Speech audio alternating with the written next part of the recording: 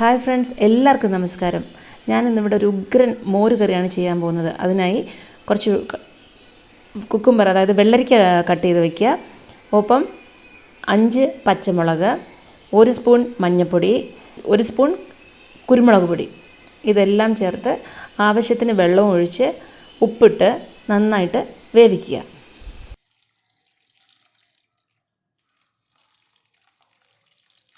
കുറച്ച് കറിവേപ്പില കൂടെ ഇട്ട് കൊടുക്കാം.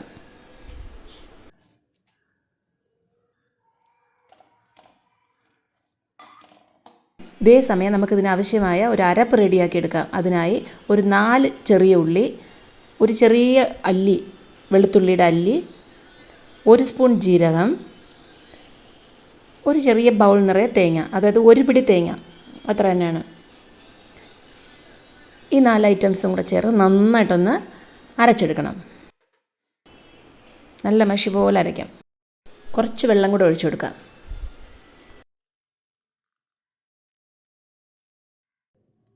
ഇപ്പോൾ നമുക്ക് മോര് കറിക്ക് ആവശ്യമായ മോര് ഒരു കട്ടയില്ലാതെ നമുക്കതിനെ നന്നായിട്ടൊന്ന് ബീറ്റ് ചെയ്തെടുക്കാം. ഞാനിവിടെ ഒരു 250 ml മോരാണ് എടുത്തിട്ടുള്ളത്.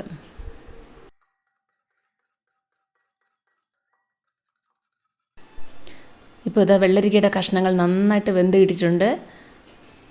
ഈ സമയം അരച്ചു വച്ചിരിക്കുന്ന കൂട്ടില്ലേ, തേങ്ങയുടെ കൂട്ട്, അതൊന്ന് ചേർത്ത് നന്നായിട്ട് ഇളക്കാം.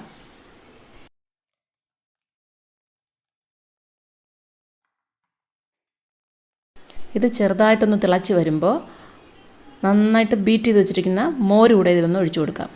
അത് പിന്നെ തിളയ്ക്കാൻ പാടില്ല, എല്ലാവർക്കും അറിയാമെന്നുള്ള തന്നെയാണ്. അത് തിളച്ച് പോയാൽ മോരങ്ങനെ പിരിഞ്ഞു പോകും.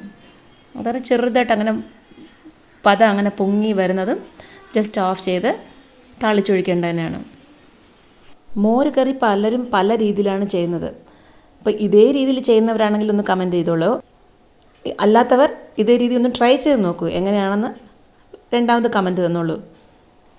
ഇനി നമുക്കിതിൽ അല്പം ഒരു കായപ്പൊടി കൂടെ ഇടാം.